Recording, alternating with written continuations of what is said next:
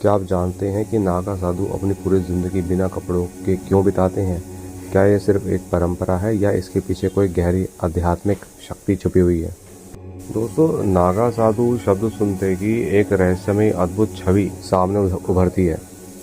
चाहे आप हिमालय की बर्फीली गुफाओं की बात कर लीजिए या कुंभ मेले की बात कर लीजिए, आपको नागा साधु तपस्या करते हुए दिख जाते हैं और एक कठोर प्रकार की तपस्या करते हैं।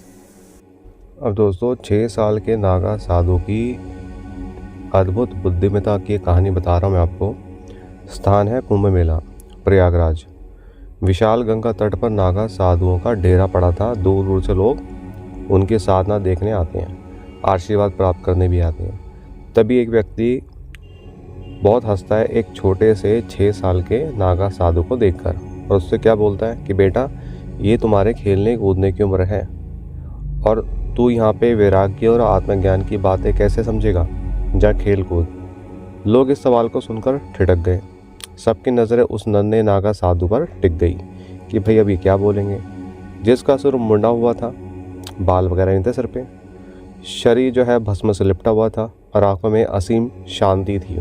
आंखें अगर आप देखोगे उनकी आंखों में शांति सी नज़र आ रही, शांत आंखें थी उनकी। तो छोटा नागा साधु ने हल्की सी मुस्कान से अब क्या बोला कि देखो, आप मेरे से बड़े हैं, विद्वान हैं, मैं आपको नमस्ते करता हूँ, प्रणाम करता हूँ, लेकिन यही कहूँगा कि जब कोई फूल खिलता है तो मधुमक्खी उसे पहचान लेती है। क्या ये ज़रूरी है कि फूल पुराना हो तभी उसे खुशबू आएगी? आत्मज्ञान उम्र से नहीं, चेतना से प्राप्त होती है। भीड़ एकदम स्तब्ध हो गई ये बात सुनकर। वह व्यक्ति जो स्वयं को ज्ञानी समझता था अब वो चुप हो गया। फिर उस छोटे नागा साधु ने आगे कहा, जिस तरह सूरज को ये सोचने की ज़रूरत नहीं होती कि वह छोटा है या बड़ा, वह बस प्रकाश होता है, वैसे ही आत्मा को ये सोचने की ज़रूरत नहीं होती कि वह बूढ़ी है या युवा। ज्ञान और वैराग्य का कोई समय नहीं होता, यह तो बस जागृति का प्रश्न है। उस विद्वान की आंखों से आंसू निकल पड़े दोस्तों। उसने चरण स्पर्श करा उनका और यही कहा कि देखो नागा बाबा जी, मैंने आपसे आज सच्चा ज्ञान प्राप्त किया है। तो इस कहानी से हमें क्या सीख मिलती है? आध्यात्मिकता ज्ञान उम्र से परे होती है। बुद्धिमत्ता शब्दों में नहीं होती बल्कि अनुभव और जागरूकता में होती है। सच्चा ज्ञान वही है जो अहंकार को नष्ट कर दे। दोस्तों, नागा साधु इनके अखाड़े होते हैं और ये कठोर योग साधना भी करते हैं, ध्यान करते हैं और ये आत्म संयम का पालन करते हैं, नियमों का पालन करते हैं जो काफ़ी कठोर होते हैं। माना जाता है कि वह अघोरी साधुओं के समान अलौकिक शक्तियों में भी धनी हो सकते हैं। इनके पास शक्ति यानी कि बहुत होती हैं। और दोस्तों, आप जानते हैं जो नागा साधु लोग होते हैं वो नग्न रहते हैं, बिना कपड़ों के। वो शिव की उपासना करते हैं, कठिन तपस्या करते हैं, अपने अंदर शक्तियों को जागृत करते हैं और उनका जीवन अगर आप देखेंगे काफ़ी सामान्य होता है, नॉर्मल होता है। उनका कोई घर नहीं होता, परिवार नहीं होता, कोई सांसारिक बंधन से वो नहीं बंधे होते। अब जैसे कि अगर हम 6 साल के नागा साधु की बात करें तो हर कोई यही सोचेगा कि इस छोटे से बच्चे में क्या ज्ञान होगा, क्या इसके पास भी कोई शक्तियाँ हो सकती है। दोस्तों, कई बार पिछले जन्म से भी जो है हमारा जीवन लिंक खाता है। उस के बारे में हमें नहीं पता होता कि पिछले जन्म में किसी व्यक्ति ने कितनी साधनाएं करी हैं, कितनी तपस्या करी है, तो उसका फल जो है कई बार लोगों को इस जन्म में जल्दी से मिल जाता है। अब ठीक है कि छोटे बच्चे जो होते हैं, ये बात तो सच है, वो खेल कूद और पढ़ाई में ध्यान देते हैं और वहीं तक ही सीमित होते हैं। लेकिन एक बाल नागा साधु पहले से ही जो ध्यान कर रहा है, योग कर रहा है, आत्मसंयम कर रहा है, अभ्यास कर रहा है बचपन से ही, तो उसके अंदर कहीं ना कहीं फ़र्क पड़ जाता है, उसकी सोच में फ़र्क पड़ जाता है। नागा साधुओं को कभी भय नहीं होता मौत का। नागा साधु जो है मृत्यु को एक नया जन्म जैसा ही मानते हैं। क्या एक 6 साल का नागा साधु इस गूढ़ रहस्य को समझ चुका होगा? दोस्तों, हम कुछ नहीं कह सकते। संसारिक इच्छाओं से भी मुक्त होते हैं ये लोग। अब छोटे से नागा साधु की अगर बात करें तो ऐसा कहा गया है कि ये जो नागा साधु हैं छोटे वाले, ये भी इनके ऊपर कोई बंधन नहीं है, ये संसारिक चीज़ों से मुक्त है, ये किसी को अपना नहीं मानते, बस ये आध्यात्मिकता को ही अपना मानते हैं। और इनके पास भी जो है गुप्त विद्याएं हैं और पिछले जन्म का भी, जैसे मैंने आपका रहस्य होता है, ऐसा कुछ माना जाता है कि अब जैसे बाल साधु पिछले जन्मों में भी योगी थे ये वाले, और इस जीवन में उनका जन्म केवल तपस्या को आगे बढ़ाने के लिए ही हुआ था दोस्तों। अब ये तो देखो आम इंसान नहीं पता कर सकता, जो ऑलरेडी इस चीज़ में वही पता कर सकता है देखकर कि हाँ ये जो व्यक्ति है इसने पिछले जन्म में ज़रूर कोई तपस्या करी है, तभी छोटी उम्र में जो है भी सही साधना कर रहे हैं। दोस्तों नागा साधु केवल एक साधारण संत तो नहीं होते, वह गहन आध्यात्मिक रहस्यों के रक्षक भी होते हैं। उनकी साधना, उनकी शिक्षाएं, उनका तपस्या मार्ग सदियों से रहस्य और जिज्ञासा से भरा हुआ है। वे ऐसे गुण ज्ञान के स्वामी होते हैं जिसे आम मनुष्य समझ नहीं सकता, असमर्थ होता है। लेकिन क्या वजह है कि उनका ज्ञान इतना गहरा और रहस्यमय माना जाता है? एक तो उनकी जो गुप्त शिक्षा उनको प्राप्त होती है, प्राचीन शिक्षा उनको प्राप्त होती है। उनकी जो नागा साधु गुरु शिष्य परंपरा है उसके तहत एक विशेष आध्यात्मिक प्रक्रिया से वे लोग जुड़े होते हैं, उससे उनको गुजरना पड़ता है। उनकी शिक्षाएं आम किताबों में नहीं मिलती, बल्कि वह पीढ़ियों से चुनिंदा शिष्यों को ही दी जाती है। वो वेदों, उपनिषदों और तंत्र शास्त्रों का गहन अध्ययन भी करते हैं और कई रहस्यमय साधनाओं में निपुण भी होते हैं। नागा साधु अत्यंत कठिन योग और तपस्या का पालन भी करते हैं। वे हिमालय की बर्फीली चोटी पर बिना वस्त्र के रहते हैं, जहां सामान्य व्यक्ति कुछ घंटों में ही ठंड से दम तोड़ सकता है। वे अपनी साधना से शरीर और मन पर अद्भुत नियंत्रण प्राप्त कर लेते हैं, जिससे वे चरम स्थितियों में भी सहज रहते हैं। तो ऐसा माना जाता है कि गहन साधना और मंत्रों की शक्तियों से नागा साधु कई अलौकिक शक्तियाँ प्राप्त कर लेते हैं, जैसे कि काया पर नियंत्रण करना, ठंड, गर्मी, भूख, प्यास, ये सब चीज़ें वो सहन कर पाते हैं। मनोबल की शक्ति यानी कि मानसिक शक्तियों से ध्यान और साधना द्वारा आत्मज्ञान प्राप्त करना। फिर भविष्य को देखना, कहा जाता है कि वे भविष्य की घटनाओं को पहले से ही पता कर लेते हैं। मृत्यु पर विजय प्राप्त करने का ज्ञान उनको मिल जाता है। वह जन्म और मृत्यु को एक यात्रा मानते हैं दोस्तों, और इसे साधारण मानवों से अलग दृष्टिकोण से देखते हैं। इन लोगों का कोई परिवार नहीं होता, इनको कोई सुख सुविधा नहीं मिलती। इनका कंसंट्रेशन सिर्फ आत्मज्ञान पर और मोक्ष पर ही होता है।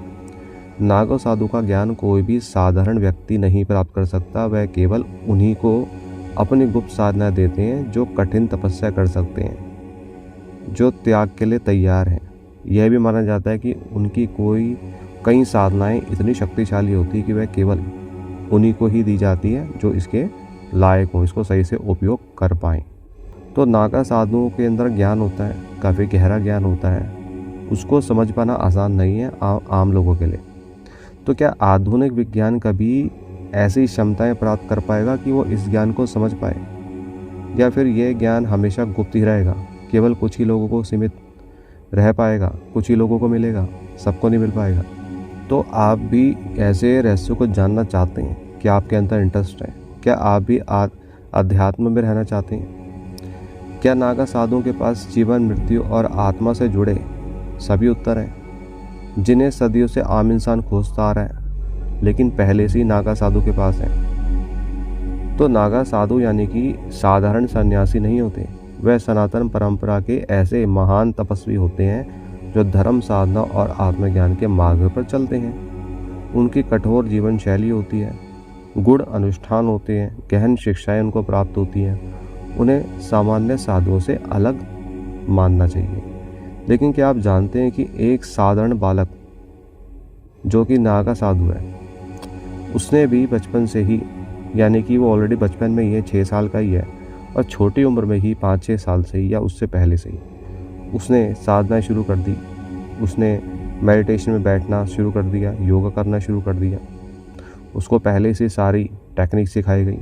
दोस्तों नागा साधुओं को भारतीय संस्कृति और आध्यात्मिक धरोहर में महत्वपूर्ण स्तंभ माना जाता है।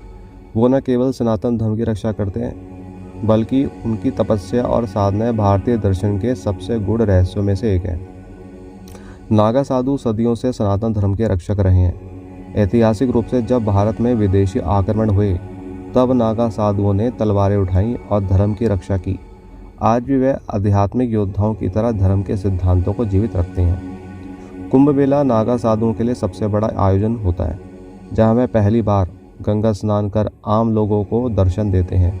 वे इस अवसर पर अपने गुप्त साधनाओं, योग और आत्म संयम की शक्ति का प्रदर्शन भी करते हैं, जो उन्हें आम इंसानों से अलग बनाती है। नागा साधु सांसारिक बंधनों से मुक्त होकर मोक्ष की प्राप्ति के लिए तपस्या करते हैं। वह नग्न रहते हैं, जिससे उनकी देह भान यानी कि शरीर की चेतना समाप्त हो जाती है और वे केवल आत्मा के स्तर पर ही जीते हैं। नागा साधु बनने की प्रक्रिया कोई साधारण संन्यास ग्रहण करने जैसी नहीं होती। इसके लिए कठोर तपस्या, दीक्षा और अनुष्ठान से गुजरना पड़ता है। दोस्तों, दीक्षा की प्रक्रिया बहुत कठिन होती है। पहली बात तो गुरु के मार्गदर्शन में प्रवेश करना चाहिए आपको। जो इच्छुक शिष्य होते हैं, जिनकी इच्छा होती है, वही इस लायक होते हैं। वह अखाड़े में उनको जब प्रवेश मिलता है तो उनकी पहले परीक्षा ली जाती है।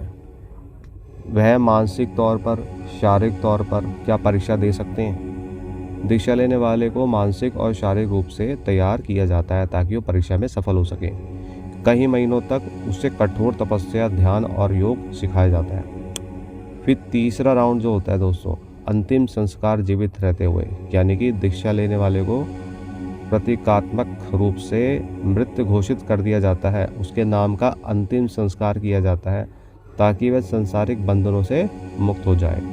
और लास्ट, नग्नता और मोक्ष का व्रत। दीक्षा के बाद वह संसार के सभी बंधनों को त्याग कर देते हैं, केवल भगवान शिव की ही उपासना करते हैं, उनको इष्ट मान के। नागा साधु कठिन योग साधनाओं का अभ्यास करते हैं दोस्तों, ये मैंने आपको बताया, जिससे शरीर की सीमाओं को पार किया जा सकता है। ठंडे इलाकों में बिना कपड़ों के वह रह सकते हैं, उनकी क्षमता होती है। मन की गहराइयों को समझने के लिए वह महीनों तक मौन भी रहते हैं, ये उनके पास शक्ति है। कुछ दुर्लभ मामलों में बच्चे भी नागा साधु बनने के लिए चुने जाते हैं। ऐसा तब होता है जब किसी बालक में पिछले जन्म की साधना के संकेत मिलते हैं या जब वह आध्यात्मिक प्रवृत्ति का होता है तब। तो इतनी छोटी उम्र में कई बार हमारे दिमाग में क्वेश्चन आते हैं कि इतनी छोटी उम्र में वैराग्य कैसे भाई, वैराग्य क्यों? तो इसका कारण मैंने आपको बताया दोस्तों, तो ये इसका कारण है, आप समझिए। तो फिर वह व्यक्ति जो है, वो जो छोटा बच्चा है, उसको संसारिक इच्छाओं से भी दूर रखा जाता है और उसको ध्यान योग सिखाया जाता है, उसे वैराग्य का मार्ग समझाया जाता है। तो दोस्तों, यही कारण है कि 6 साल का नागा साधु भी वैसा ज्ञान रखता है जो एक सामान्य व्यक्ति पूरी ज़िंदगी में भी प्राप्त नहीं कर सकता। तो क्या हम इस जागरूकता तक पहुंच पाएँ? दोस्तों, हमने इस वीडियो में सीखा कि नागा साधु केवल सन्यासी नहीं होते बल्कि आध्यात्मिक योद्धा होते हैं। वो संसारिक मोह माया से परे रहकर कठोर तपस्या करते हैं। 6 साल का नागा साधु भी गहन ज्ञान रख सकता है, क्योंकि आत्मबोध और वैराग्य किसी उम्र से बंधे नहीं होते। दीक्षा की प्रक्रिया अत्यंत कठिन होती है, जहाँ एक साधारण व्यक्ति अपने पुराने अस्तित्व को त्याग कर नए आध्यात्मिक जीवन की ओर बढ़ता है। योग, ध्यान और तपस्या से नागा साधु आत्म संयम और मानसिक शक्तियाँ प्राप्त करते हैं, जो उन्हें भौतिक सीमाओं से परे ले जाती है। बुद्धिमत्ता केवल किताबों से नहीं मिलती बल्कि आत्म जागृति से होती है, जैसे कि 6 साल के नागा साधु की कहानी से स्पष्ट होता है। दोस्तों, इस वीडियो से हमें ये सोचने पर हम मजबूर हो जाते हैं, क्या सच्चा ज्ञान उम्र और अनुभव का परिणाम है या यह आत्म की चेतना से उपजता है? नागा साधु की परंपराएं हमें यह सिखाती हैं कि आध्यात्मिक मार्ग पर चलने के लिए केवल उम्र नहीं होती बल्कि अंतर मन की जागृति आवश्यक है। क्या आप इस गूढ़ ज्ञान को और भी गहराई से जानना चाहते हैं? दोस्तों, अगर आपको हमारा ये वीडियो अच्छा लगा, जानकारी अच्छी लगी और आप ऐसे ही ज्ञान को प्राप्त करने की कोशिश करना चाहते हैं, तो आप अवश्य ही हमारे चैनल वो आनंद को सब्सक्राइब, शेयर और लाइक कीजिएगा। बहुत बहुत धन्यवाद। भगवान सबका भला करे।